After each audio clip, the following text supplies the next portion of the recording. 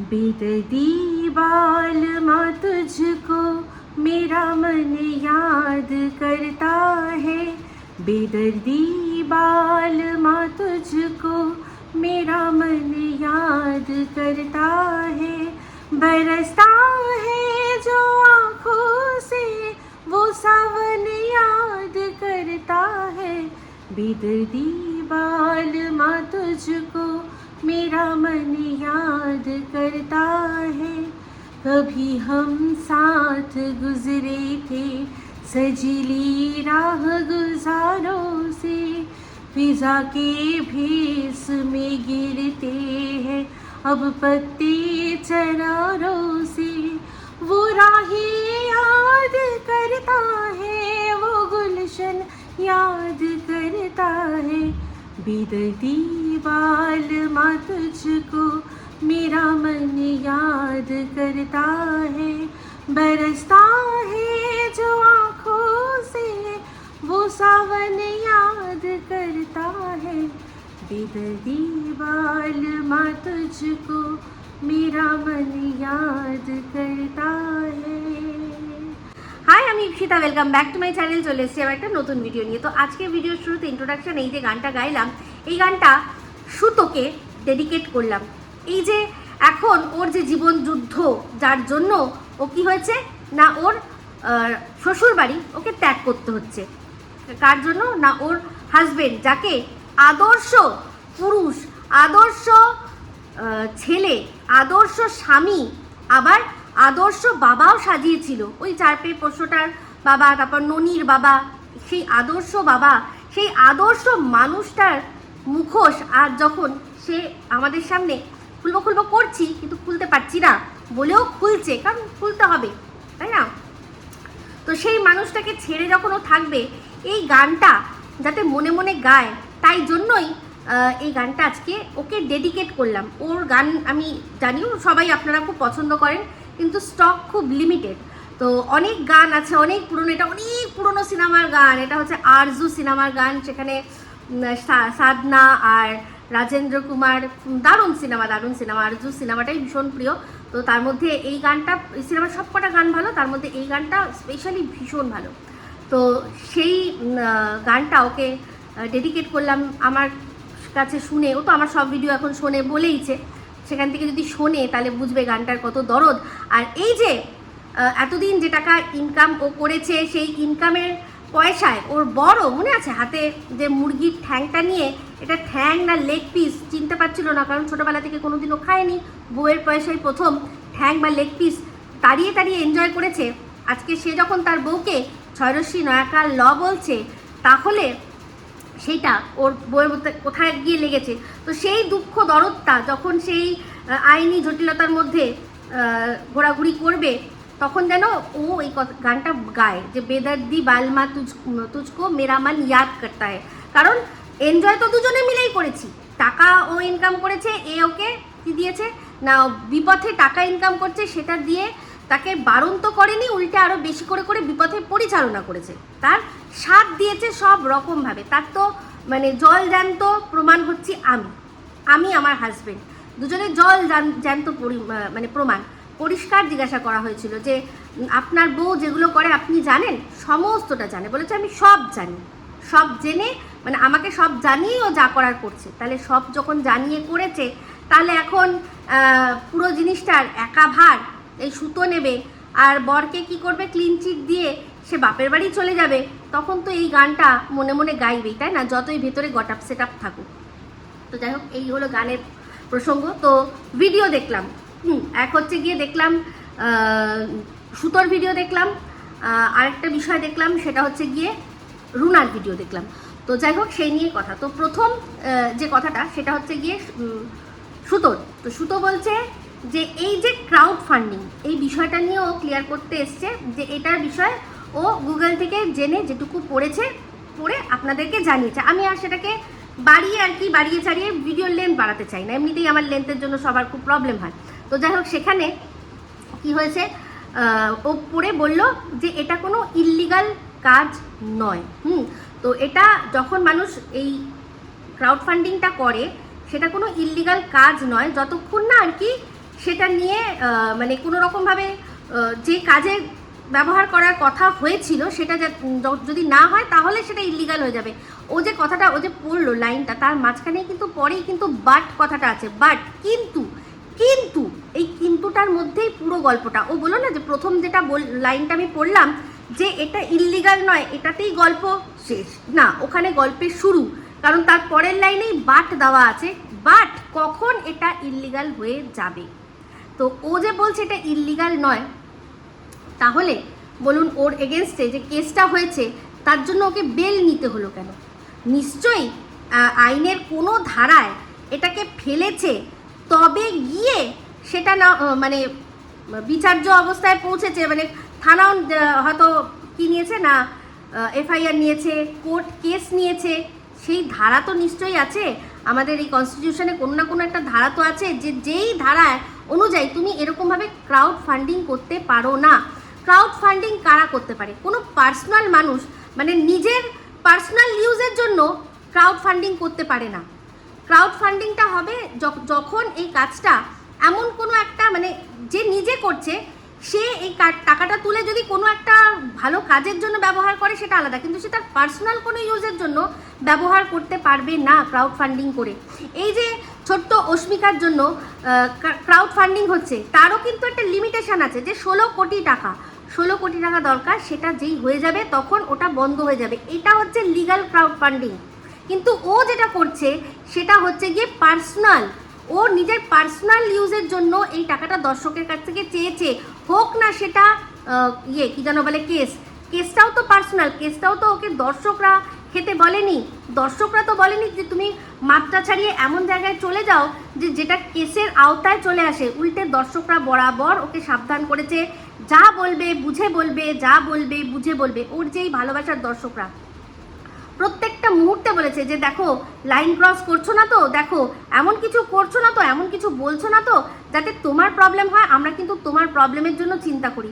প্রত্যেকটা সময় তারা এই কথাগুলো বলে গেছে, কিন্তু ও মানে শুধুমাত্র এই প্রথম হচ্ছে গিয়ে জ্বালা, কিসের জ্বালা না স্ট্রাইকের জ্বালা, আর তারপর হচ্ছে গিয়ে যখন দেখলো যে স্ট্রাইকের জ্বালা মিটিয়ে এত টাকা ইনকাম আমি করতে পারছি, তারপর যখন দেখছে যে যাদের এগেনস্টে করছে তারা একটু একটু করে বোঝাচ্ছে যে আমরা নিতে পারছি না, স্টপ করো, কোথাও একটা স্টপ হওয়া দরকার, তখন ও ওটাকে আরও মানে রেসপন্স হিসাবে নিয়ে যে এই দেখো আমার কথা শুনছে, তখন ও আরও বেশি মানে একদম ডবল ইঞ্জিন লাগিয়ে দাঁত মুখ খিচিয়ে তাদের আরও বেশি বেশি করে মেলাইন করতে চেয়েছে। আপনারা কি বলেছিলেন সেটা করতে? বলেননি। আপনারা এটাই বলেছেন যে ও কি মিথ্যা বলছে, কি মিথ্যে কথা বলছে সেটা তুলে তুমি ভিডিওর মাধ্যমে আমাদেরকে জানাও, দ্যাটস ইট। তার জন্য ভিডিওর বাইরে গিয়ে গোপন সূত্রের কথা সেটাকে যাচাই না করে বলে দেওয়াটা কিন্তু উচিত হয়নি। আজকে দেখবেন যখন কোনো খবরের চ্যানেলেও কোনো ভিডিও দেখায় বা কোনো ঘটনা দেখায়, কোনো তার রেফারেন্সের জন্য কোনো একটা ভিডিও ফুটেজ দেখাচ্ছে বা কোনো ছবি দেখাচ্ছে, সেখানেও কিন্তু সেই নিউজ চ্যানেলগুলোও বলে দেয় যে এই ভিডিওটা বা এই স্ক্রিনশটটা বা এই কথাটা আমরা সত্যতা কিন্তু যাচাই করিনি। কারণ যদি বাই এনি চান্স দেখা যায় যে সেটা মিথ্যা হবে, তাহলে যাতে চ্যানেলের ওপর না বর্তায় তারা কিন্তু আগেই বলে দেয় যে আমরা এটা এরকম পেলাম, যেরকম পেলাম অ্যাজ ইট ইজ আপনাদের সামনে তুলে ধরলাম, আপনারা আবার বিচার করুন, এটার আমরা সত্যতা যাচাই করিনি। কিন্তু ও তো বরাবর এটাই বলে গেছে যে হ্যাঁ একদম সত্যি, আমি যার কাছ থেকে খবর পেয়েছি সে একদম ঠিক বলেছে। ও তো তার কাছে যাচাই করতে চায়নি, ও তো দিনের পর দিন আমাদের সবাইকে বলে গেছে যে হ্যাঁ আমার কাছে প্রমাণ আছে, তোমরা বিশ্বাস করো। তাহলে এই যে কোনো না কোনো একটা ধারায় ওর নামে কেসটা হয়েছে, যার জন্য ওকে বেল নিতে হয়েছে, এটা শুনেছি। কার কাছ থেকে শুনেছি? ম্যাডামের মুখে শুনেছি আমরা। তো সেক্ষেত্রে তাহলে নিশ্চয়ই ও শাস্তি হলো কি হলো না সেই অবধি তো আমাদের দেখতে হবে। যদি শাস্তি হয় তাহলে তো বুঝতে হবে যে হ্যাঁ অন্যায়টা করেছিল। আর পরিষ্কার, এখানে তো একদম পরিষ্কার কথা যে এবার আপনি ধরুন এই যে আমি দেখেছি, আমি একটা উদাহরণ দিই, এই আপনজন চ্যানেল থেকে বাহাদুর, ও কিন্তু কিউআর কোড দিয়েছে যে এটা আমি ওই অস্মিকার জন্য আমি দেবো, ও কিন্তু নিজের পার্সোনাল ইউজের জন্য চাইনি। যদি ও নিজের পার্সোনাল ইউজের জন্য চাইতো তাহলে কিন্তু ওর উপরেও প্রশ্ন উঠতো, কিন্তু উঠছে না। কারণ ও ও ও কোনোভাবে জড়িয়ে গেছে, ওর কোনো বাড়িঘর তৈরি করতে হবে তার জন্য কোনো চাইনি। ও চাইছে একটা বাচ্চা যার কিনা এরকম অসুস্থতা, তার যেটুকু দর্শকরা আছে সেখান থেকে যেটুকু ওঠে সেটুকু তার হাতে তুলে, তার বাবা মায়ের হাতে তুলে দেবে। এই ক্রাউড ফান্ডিংটার কিন্তু জায়গা রয়েছে, কিন্তু নিজের পার্সোনাল যে তুমি ভিডিও করেছো, সেই ভিডিওর জন্য তুমি কেস খেয়েছো, সেই ভিডিওগুলো থেকে তো তুমি ইনকাম করেছো, তাহলে কেন আবার আলাদা করে কেসের জন্য তুমি টাকা নেবে? আর সবচেয়ে বড় কথা, কেস যদি হেরে যেত, এবার এরকম হচ্ছে যে এই যে এখন রায় বেরিয়ে গেছে যে 25 লক্ষ টাকা আমাকে এদের হাতে তুলে দিতে হবে, আমি কোথায় পাবো? তোমরা তো আমার ভিডিও দেখে আনন্দ নিয়েছো, তোমরা তো মজা নিয়েছো, তাহলে এবার তোমরা আমাকে উদ্ধার করো, আমাকে তোমরা টাকাটা তুলে দাও, আমি ওদের হাতে তুলে দিই। এইটা হলে তাও একটা ব্যাপার, তাও একটা মানা যেত, কিন্তু সেটা তো করেনি। কোথায় কি পান্তা ভাতে ঘিয়ের মতো জাস্ট ওদের যে বিষয়টা এসছে, যখনই দর্শকদের সামনে এটা এসছে যে ওদের যে কেসটা করা হচ্ছে, সেই কেসটা যদি ওরা জেতে তাহলে মানহানি স্বরূপ, মানহানি, আর তার উপর ওদের যে চ্যানেলের ভিউজ কমে গেছে সেই জন্য যে লসটা হয়েছে সেটার স্বরূপ ওরা একটা 25 লক্ষ টাকা ওর কাছ থেকে দাবি করেছে। ঠিক আছে, তাহলে বলুন যে এখানে এটা ইল্লিগাল ছাড়া আর কি? আর কি? তো এই যে ও দর্শকদের কাছ থেকে যখন টাকাটা চেয়েছিল, কি বলেছিল যে আমার এখন আমি যা ইনকাম করেছি তার মধ্যে অনেক টাকা আমার খরচা হয়ে গেছে, কোথায় না আমার চিকিৎসার ক্ষেত্রে। আমরা সবাই জানি যে ওর চিকিৎসায় কতটুকু টাকা খরচা হয়েছে, সবচেয়ে সবচেয়ে নিম্ন যে সবচেয়ে কম দামি খরচার যেটা, সেটা ও কী করেছে। তো যাই হোক, সেক্ষেত্রে ইনকাম কিন্তু অনেক বেশি করেছিল, তার অনেক বেশি ও ইনকাম করেছে। তো ও বলেছিল কি যে কেসের জন্য আমাকে এখন কি করতে হবে না, আমার গয়না বেচতে হবে, আর আমি গয়নাটা বেচতে চাই না, কারণ হচ্ছে কি এটা আমার শ্বশুর বাড়ির দেওয়া গয়না। তো শ্বশুর বাড়ির গয়না তো ওর নিজের স্ত্রী ধন। ও কদিন আগেই টিনের ক্ষেত্রেও বলেছে, এটা এই নয় যে ও তখন জানতো না, যেরকম কিনা ও টিনের ক্ষেত্রে বলেছে, তাই না? ওর যেরকম টিনের ক্ষেত্রে বলেছে, তাহলে ওর তো সেটা নিশ্চয়ই আগের থেকে জানা ছিল বলেই ও এই কথাটা বলেছে, তাই না? তো ওর এইরকমই দোগলামি, ও নিজের ক্ষেত্রে অন্যরকম বলবে, ও ভালো করে জানে, আর যখন অন্যের ক্ষেত্রে বলতে হবে কথাগুলো তখন সেই রকমভাবেই বলবে। আজকে ওর বরকে যখন বসে বসে বেচছে, ও বেচু হচ্ছে না, ভেড়া বেচু হচ্ছে না, অথচ এই সন্দীপ যখন নিজের অবস্থানের কথা সবার সামনে বলে দিয়েছিল তখন কি হয়েছিল না, সেটা বউ বেচা। তো যাই হোক, যেটা বলছিলাম, তাহলে এখানে ও না হয় বেচতো। তো একটা জিনিস লক্ষ্য করে দেখবেন, যেই মুহূর্তে ক্রাউড ফান্ডিংয়ের কথাটা ও বলল আর সেখান থেকে ধারাধার মানুষ টাকা দিতে শুরু করলো, টাকা দিল, সবার আগে ও কী করলো, সবার আগে গিয়ে ও ওর ফোনটা, মানে যে ফোনটা ছিল সেটা দিয়ে আবার নতুন একটা দামি 40,000 টাকা দামের ফোন কিনলো, 40 না 39,000 টাকা দামের একটা ফোন কিনলো।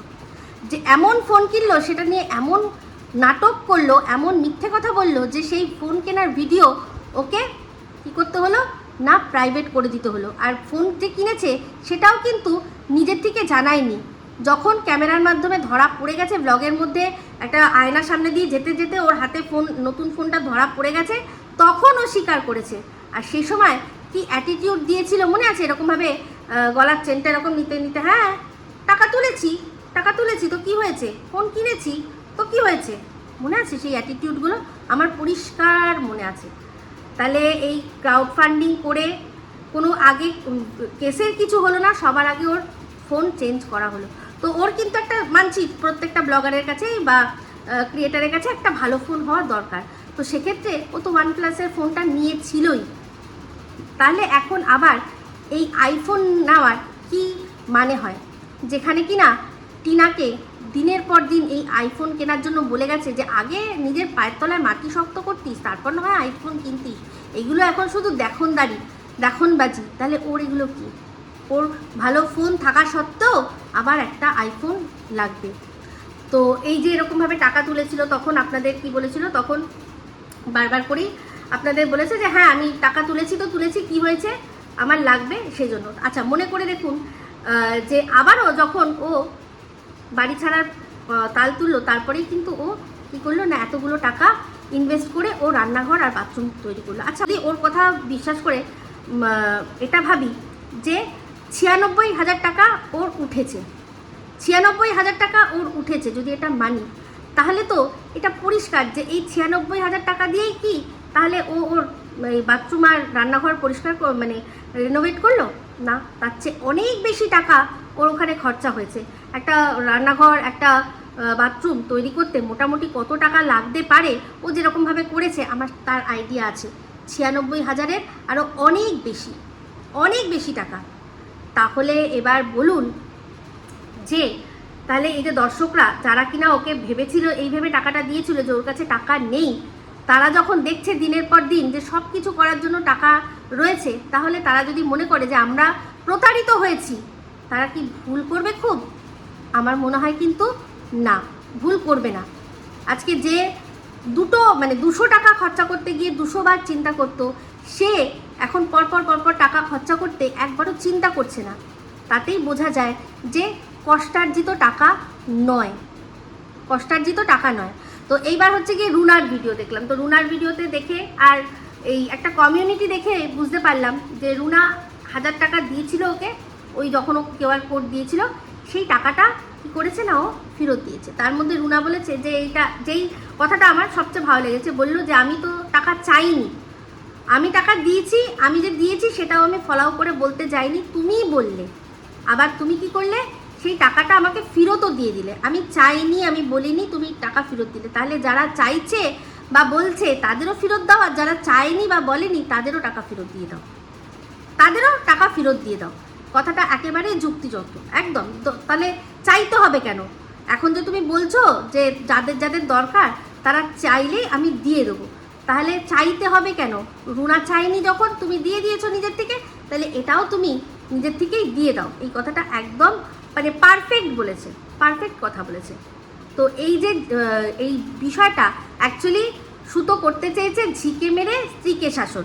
যে ওকে দেখিয়ে দিলাম, ও তো কন্ট্রোভার্সি ক্রিয়েটার, ও জানে যে এটা নিয়ে নিশ্চয়ই ও কন্টেন্ট করবে, তাহলে জানতে পেরে যাবে সবাই যে ও টাকা ফেরত দিয়েছে। কিন্তু এটা তো চিন্তা করছে না যে ও তো টাকা মানে দিয়েছি সেটাও কোনোদিনও বলেনি, আবার কোনোদিনও চাইও নি। তাহলে তার টাকাটা আমি দিয়ে দিচ্ছি, তাহলে সবারই টাকাটা আমার দিয়ে দেওয়া উচিত। এই যে হাত জোর করে এভাবে কোনো অপরাধ নেবেন না, কোনো ধৃষ্টতা নেবেন না, তাহলে সেক্ষেত্রে এটাই তো ধৃষ্টতা যে তোমাকে একজন চাইছে না, তুমি তাকে দিয়ে কি করলে, যা নিজের ইমেজ ক্লিয়ার করতে চাইলে, তাহলে সবাইকেই টাকা দিয়ে দাও, তাহলে একদম ক্লিয়ার হয়ে যায়, তাই না? তা এখানেই পরিষ্কার হয়ে গেল। ও এই একজনকে টাকা দিয়ে বোঝাতে চাইলো যে হ্যাঁ আমার কাছে চাইলে তোমরা সবাই পেয়ে যাবে। আজকে সবচেয়ে বড় কথা এই যে দেখলাম রুনা 1000 টাকা দিয়েছে, কোনোদিনও সেটা উল্লেখ করেনি, রুনাও করেনি, ও করেনি। কিন্তু যখন সন্দীপ 1 টাকা দিয়েছিল সেটা নিয়ে কিন্তু কন্টেন্ট করেছে। যখন এই ওর কিমা দিদি সে যখন 2 টাকা দিয়েছিল সেটা নিয়েও কিন্তু কন্টেন্ট করেছিল। তাহলে আমি কিন্তু তখনই বলেছিলাম যে এই 1 টাকা 2 টাকা দিয়ে যারা দিয়েছে তারাও কিন্তু দিয়েছে, 1 টাকা 2 টাকা এমনি নয়, তার যার কাছে যার মূল্য, তাই না? হতেই পারে আমার কাছে 1 টাকার মূল্য অনেক বেশি, আমি হয়তো মূল্য দিই, আমি মনে করি 1 টাকা দিয়ে অনেক কিছু হয়। আর 1 টাকা দিয়ে একটা দেশলাই কেনা যায় যেটা দিয়ে মানুষের জীবন জ্বালিয়ে দেওয়া যায়। তো অনেক বড় ব্যাপার 1 টাকা। তো সেক্ষেত্রে সেই ওটা যখন বললো, তাহলে যারা বিগ অ্যামাউন্ট দিয়েছিল তাদের নাম কেন দেয়নি? এখন দেখলাম একজন 5000 টাকা বলছে, একজন 10,000 টাকা বলছে দিয়েছে, তাদের নামগুলো কেন বলেনি? যদি নাম তুমি বলবে, তাহলে এই যে ওরা ব্যঙ্গ করতে তোমাকে 1 টাকা দিয়েছিল সেটা তোমার মনে হয়েছে ব্যঙ্গ, তাই জন্য তুমি সবার সামনে তুলে ধরে রীতিমতো কন্টেন্ট করে নিয়েছো, কিন্তু যারা সত্যিই ভালোবাসা দিয়েছিল তাদেরগুলো গোপনে রাখবে। তো এটাই হচ্ছে কি বলে মানুষের দোগলামি, এটাই হচ্ছে দোগলামি। তো যাই হোক, পরিষ্কার বোঝা যাচ্ছে যে শুধুমাত্র এই আইনি জটিলতা, তার মধ্যে স্বামী আর শ্বশুরবাড়িকে টানবে না, রাখবে না, সেই জন্যই তারা কী করছে এখন বাপের বাড়িতে যাওয়ার আর কি ব্যবস্থা হয়েছে। আর বাপের বাড়ির থেকেও অবশ্যই সেখানে কি করবে না, সাপোর্ট তো পাবেই, সাপোর্ট পাবে। একটা এত টাকা ইনকাম করা একজন মেয়ে যে কিনা তার এত টাকা উঠেছে বলে কেস হচ্ছে, তাহলে তার সাথ দেবে না বাবা মা? এ কি হতে পারে? যাদের কিছু থাকে না তাদেরই বাবা মা সাথ দেয়, তাহলে সেক্ষেত্রে ওনারা দেবেন না? এটা হয় না। কিন্তু জামাই ঠিক কীভাবে অন্যায় করেছে, প্রত্যেক সময় করে, প্রত্যেক 1 মাস 2 মাস অন্তর অন্তর বাবাকে গিয়ে সেটেল করে আসতে হয়, প্রত্যেক সপ্তাহে 2 বার করে ঝগড়া হয়, আমরা তো এগুলো চোখে দেখিনি না। তাহলে এগুলোর আমার মনে হয় সামনে আনা ভালো, কারণ দিনের পর দিন লোক ঠকিয়ে মানে ওর হাজব্যান্ড পারফেক্ট আর সবার হাজব্যান্ড খারাপ, সে যে কোনো যার হাজব্যান্ডের নাম বলুন সবার খারাপ, বিশেষ করে ওর বহিনের থেকে শিখতে পারে না? কি একটা গালাগালি দিয়েছে ওর বর, কিছু এমন তো গালাগালি দেয়নি। ছয়রশ্মি নয়াকার ল বলেছে। তো এই যে ও বলল যে আমি 12 বছর সংসার করেছি, একদম ক্লিন সংসার করেছি। কি করে ক্লিন সংসার করে? ওর 12 বছর সংসারে ওর এই যে দিদিভাই, দিদিভাই তো না, ও সোনাদীপ ভাই হচ্ছে গিয়ে ও, আর মন্দিরা ওর যে মণি তো সম্পূর্ণ বলে দিয়েছিল যে ওর অন্য বরের সাথে কোনো কিছু নেই, বরের প্রতি ফিলিংস আসে না। কি করে না, ওর আরেকজন আছে, সে ওর থেকে 10 বছরের ছোট, এটা তো বলেছিল। মন্দিরার কথাগুলো কিন্তু এই সুতো ও কিন্তু কাটেনি, ও শুধু একটাই কথা বলেছিল যে 10 বছর না, ওই 6-7 বছর ছোট বড় হব আমরা। তাহলে ওর এখানে 12 বছরের সংসার জীবন কোথায় ক্লিন দেখতে পাচ্ছি? 12 বছর বরের সাথে সংসার করছে, তার সাথে জানি না কত বছর আগে থেকে শুরু করেছে, কিন্তু প্যারালালি একজনের সাথে প্রেম করছে, যে কিনা ওকে প্রচুর ডাকে, প্রচুর চায়, অথচ ও যেতে পারে না। কিন্তু কিছুদিন আগে দেখলাম বরকে ছেড়ে ও কিন্তু সমুদ্র সৈকতে ঘুরে আসলো। বরকে ছেড়ে ওর এই যে আর কি বোন, মারু বোনের বাড়িতেও অনেকদিন গিয়ে থেকে আসলো। এবার সেখানে গিয়ে কি করেছে সে তো ওই ভালো বলতে পারবে, কারণ মারু বোনের বাড়িতে যখন মণি ছিল, তখন মণিও কিন্তু কোথায় গেছিল আমরা কিন্তু জানি। কোথার থেকে জানলাম? এই যে নিজেই বলেছে সুতো, মৎস্যন্দপুর, মনে আছে? মৎস্যন্দপুরের মৎস্যব। তো সেরকম মৎস্যন্দপুরের মৎস্যব হতে পারে, এও গিয়ে করতে পারে, তাই না? সেই জন্য যেতে পারে, এগুলো সম্পূর্ণ অনুমান। তো যাই হোক, এই অনুমানের ওপর খুব রাগ।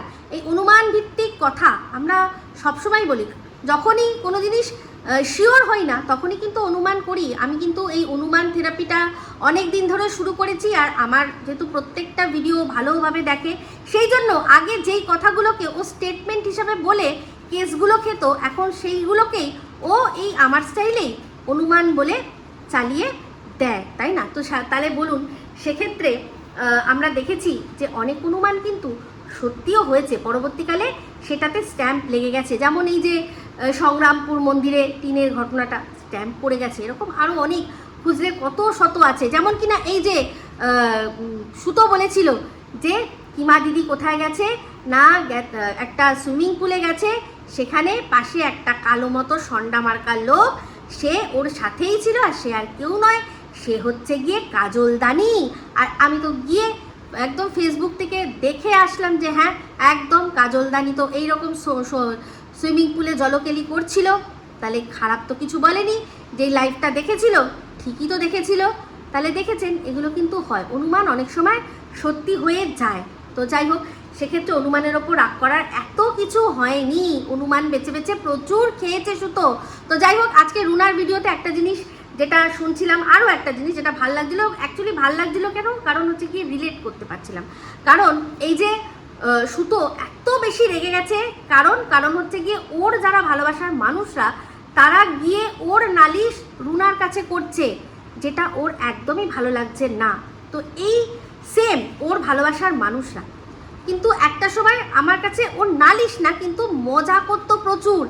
একই কন্টেন্ট, আমরা দুজনে একই ভিডিও দেখে ভিডিও করছি, ওর ভিডিওতে ভিউজ অনেক বেশি হচ্ছে, কিন্তু আমার ভিডিওতে মজা মস্তি ভরা কমেন্ট প্রচুর হচ্ছে। সব কিন্তু ওর ভালোবাসার মানুষরাই করেছে, যারা কিন্তু নিজেরাই আমার কাছে এসেছিল। আমি বলিনি কাউকে তোমরা আমাকে আলাদা করে ভালোবাসো, তারা নিজেরাই ভালোবাসা দিয়েছে, নিজেরাই আমাকে ভালোবেসেছে, আমার কন্টেন্টকে ভালোবেসেছে। কিন্তু যখন এই জিনিসটা ও দেখলো যে আমার চ্যানেলে বেশি ওর ভালোবাসার মানুষরা বেশি আমার তারিফ করছে, ওর ভিডিও ভালো বলছে, হয়তো লাভ দিচ্ছে, কিন্তু আমার এখানে গল্পের ছলে অনেক বেশি ভালো ভালো কমেন্ট আসছে, সেগুলো তো ও তো কমেন্ট করতে আসতো, সেখানে তো ও দেখেছে। তো সেগুলো নিয়ে ও মনের মধ্যে রাগ পুষে রেখেছিল, যেটা কিনা এখন রুনার ক্ষেত্রে পরিষ্কার বলতে পারলো, তখন আমার ক্ষেত্রে বলেনি। কিন্তু যেই দেখেছে যে আমি ওর ফোনটা ধরিনি, তখন ও ভেবেছে হয়তো বা আমি ভাবছি যে আমি ওর চেয়ে অনেক ওপরে হয়ে গেছি। এই যে আজকে রুনাকে যে কথাটা ও বললো যে তুমি হাইলি প্রফেশনাল, একসময় এই রুনার প্রফেশনালিজমের তারিফ কিন্তু ওর মুখে আমরা শুনেছি। ও কিন্তু বলেছিল যে তোমরা এই রুনাদির কাছ থেকে একটা জিনিস শিখেছি, যে আবেগ আর বিবেক দুটোকে আলাদা রেখে আমাদেরকে কন্টেন্ট করতে হবে বলেছিল। তো তাহলে সেই জিনিসটাও তো তখন শিখেছিল। তাহলে যদি শিখেই থাকতো তাহলে আজকে কেন ওর এই হাইলি প্রফেশনালিজমটাকে ও এইরকম ব্যঙ্গাত্মকভাবে বললো? তো যেরকম কিনা সেম আমি যে অসুস্থ বা আমি যে ওর কাছে কোনো দাসখত লিখে দিইনি যে ও ফোন করলেই আমাকে ফোন ধরতে হবে বা ওর ফোন কোনো মেসেজ আমি সিন করলেই আমাকে সঙ্গে সঙ্গে উত্তর দিতে হবে, আমি তো কোথাও দাসখত লিখে ওর সাথে মানে মিশিনি, তাই না?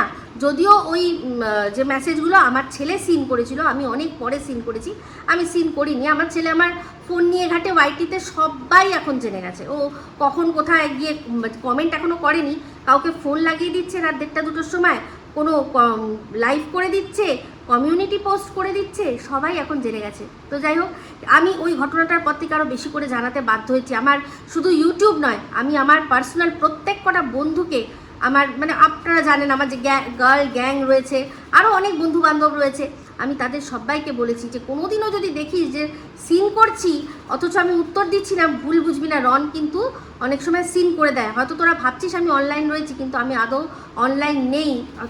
আমার ছেলে হয়তো ফোনটা কাটছে। তো সবাই এখন বুঝে গেছে, তাই জন্য কেউ আর আমাকে ভুল বোঝে না। সে ফোন আমি কেটে দিলেও এরকম অনেক সময় হয়, রন ওর বাবার ফোনই কেটে দেয়, ফোন ও মোবাইল দেখছে, বাবার ফোন আসছে, টাক টাক করে ধরে কেটে দিতে শিখে গেছে, অনেক দিন আগের থেকে কেটে দেয়। তো সবাই জানে এখন, কেউ আমার ওপর রাগ করে না। তো যাই হোক, কিন্তু ওর এই রাগটার কারণ এটাই হয়েছিল, ও ভাবছিল যে আমি অনেক বেশি পপুলারিটি পেয়ে যাচ্ছি, আমি হয়তো অনেক বেশি ওর থেকেও এগিয়ে যাব, সেই জন্যই ওর দর্শকদের বোঝানোর জন্য বলল আমি দোগলা, আমি ছোট লোক, আমি সম্পর্ক করি অথচ ফোন করলে ফোন ধরি না, ইগনোর করি, এইগুলো ও দর্শকদের বোঝালো। আমি কিন্তু তাতেও থেমে গেছিলাম, তারপরেও কিন্তু ও আবারও আমাকে অ্যাটাক করলো। বাকিটা ইতিহাস আপনারা সবাই জানেন, আর কত বলবো। তাহলে সেখানেও দেখুন, ওখানে তখন প্রত্যেকটা মানুষ আমাকে এসে বোঝাতো, ওর ভালোবাসার মানুষরা, যে তুমি ছেড়ে দাও, তুমি বোঝো, তুমি তো বড়, তুমি তো বড়। কিন্তু একটা জিনিস আমি জানি, যে আমি যতই বড় হই না কেন, তার চেয়েও বড় হচ্ছে আমার আত্মসম্মান। ওর মতো সেটাকে মোল্ড করে নিয়ে স্বার্থর জন্য কারোর সাথে না মিশতে পেরেছি, না কোনোদিনও মিশতে পারবো। তো যাই হোক, এই যে কথাটা রুনা যখন বলছিল, তখন আমি সেই আমার পুরনো সময়টায় ফিরে গেছি। তো ওর মধ্যে প্রফেশনালিজম আছে, ওর মধ্যে আবেগ বিবেককে সরিয়ে রাখার ক্ষমতা রয়েছে, রুনার কথা বলছি, রয়েছে, কিন্তু সবার সেটা থাকে না। আমি তখন প্রচণ্ড ভেঙে পড়েছিলাম। তো যাই হোক, সেই ভাঙাটাতে কিন্তু আমার কি হয়েছে, আমাকে শক্তও করেছে। তো যাই এই কথাটাই বলেই ভিডিওটা শেষ করব। তো একটাই কথা, যে ক্রাউড ফান্ডিং যেটা ও বলছে, ওর ক্রাউড ফান্ডিং আর যেটা আসল ক্রাউড ফান্ডিং সম্পূর্ণ আলাদা। ও যেটা করেছে নিজের পার্সোনাল খরচা করবে, সেজন্য ও টাকা চেয়েছে। এইভাবে কোনোভাবে ক্রাউড ফান্ডিং করা যায় না, কোনোভাবে করা যায় না। তার যদি কোনো মানুষ অসুস্থও হয়, তাহলে সেক্ষেত্রে ক্রাউড ফান্ডিংয়ের জন্য তার একটা বিশেষ প্রসেস আছে, সেখানে তোমার চিকিৎসার কত টাকা লাগবে সেটার একটা সার্টেন অ্যামাউন্ট হয়। আগে যেমন মিলাপ বলে একটা সংস্থা ছিল, তারা এটা করতো, যে তারা তুলে দিত সেই জায়গায় তুমি গিয়ে তোমার প্রবলেমটা বললে, তোমার কত টাকা লাগবে বললে, তারা কি করতো, এই ক্রাউড ফান্ডিংটা করতো। সেগুলো এক একটা সংস্থা, কোনো পার্সোনাল মানুষ এরকমভাবে করতে পারে না। যদি করে সেটা আনএথিক্যাল, আর সেটা অবশ্যই সেটা হচ্ছে গিয়ে ইললিগাল। কোনো পার্সোনাল মানুষ এরকমভাবে নিজের পার্সোনাল ইউজের জন্য টাকা তোলার, হ্যাঁ হতে পারে যে তুমি পার্সোনালি কোনো মানুষের কাছে চাও, হতে পারে কোনো মানুষের তোমার খুব ভালো সম্পর্ক। এই প্রসঙ্গে বলে রাখি, লাস্ট ভিডিওটা শেষ করে দেবো প্রসঙ্গত, এই প্রসঙ্গে এই চশমার দোকানে যে ভিডিও করে, মানে হচ্ছে গিয়ে চঞ্জয়, সেই চঞ্জয় কিন্তু বাড়িটার ক্ষেত্রে সবাই প্রশ্ন তুলছে, ও কি করে বাড়ি করলো সেই প্রশ্ন আমিও তুলেছি, কিন্তু তার জন্য ও কিন্তু ক্রাউড ফান্ডিং করেনি। হতে পারে ওকে পার্সোনালি কেউ ভালোবেসে কিছু টাকা ধার হিসেবে দিয়েছে বা দান করেছে, সেটার জন্য আমরা কিন্তু আঙুল তুলতে পারি না, কারণ সেটা আমরা প্রশ্ন করতে পারি। আমি আমার প্রশ্ন করেছি, ভাই কি করে এরকম বাড়ি, এই মাত্র এতটুকু টাকা স্যালারি পেয়ে কি করে এত বড়, মানে মার্বেল খচিত বাড়ি। হ্যাঁ, আমারও কিন্তু বাবা একদম সাধারণ চাকরি করতো, সেখান থেকে আমার মা দোতলা বাড়ি বানিয়েছে, কিন্তু সেটা ওর মতো না, মানে মার্বেল না, শুধু মানে স্ট্রাকচার একটা একটা করে, প্রথমে 2টো ঘর, তারপর সেই 2টো ঘরের ওপরে আরও 2টো ঘর, তারপর এরকম করে আর কি টুকটুক করে যখন যেরকম পেরে গুছিয়ে গেছে, কিছু লোন নিয়ে বাড়ি করেছে। কিন্তু ওই মার্বেল খচিত পুরো মার্বেল মহল, ময়ূর মহল করা সম্ভব কি করে, সেটা কিন্তু প্রশ্ন উঠেছিল। কিন্তু সেক্ষেত্রে ও যেহেতু ক্রাউড ফান্ডিং করেনি, তাই আমরা এটাকে ইললিগাল বলতে পারবো না। হতে পারে ও কোথা থেকে পেয়েছে, ওকে কেউ পার্সোনালি দিয়েছে, সেটা যে দিয়েছে সে ওকে প্রশ্ন করতে পারে, কিন্তু আমরা মানে প্রশ্নই করতে পারি, কিন্তু তার জন্য কোনো কেস করতে পারি না। কিন্তু এই ঘোড়ার ক্ষেত্রে বিষয়টা আলাদা, ওর ক্ষেত্রে কেস হবে, কারণ ও কিউআর কোডের মাধ্যমে এরকমভাবে মানুষের কাছে নিজের পার্সোনাল ইউজের জন্য টাকা ও নিয়েছে। ওর আমি তো বলছি ওর ক্ষমতা হবে, ওর যে লাইফ টাইম কত টাকা ইউটিউব থেকে, ওর এই চ্যানেলটা থেকে ও কামিয়েছে, ও দেখাতে পারবে কত ডলার। ওটা যদি দেখেন আপনারা অবাক হয়ে যাবেন। তো যাই হোক, এই বলেই ভিডিওটা এখানে এন্ড করছি। হয়তো আবারও কিছু থেকে যাবে, এক ভিডিওতে সব বলা সম্ভব নয়। তো এই ভিডিওটা ভালো লাগলে লাইক শেয়ার কমেন্ট করতে ভুলবেন না। যারা চ্যানেলটা সাবস্ক্রাইব করেননি তারা সাবস্ক্রাইব করে নেবেন। সবাই ভালো থাকবেন, সুস্থ থাকবেন। আবার আসছি খুব শীঘ্রই এক নতুন ভিডিও নিয়ে। টাটা।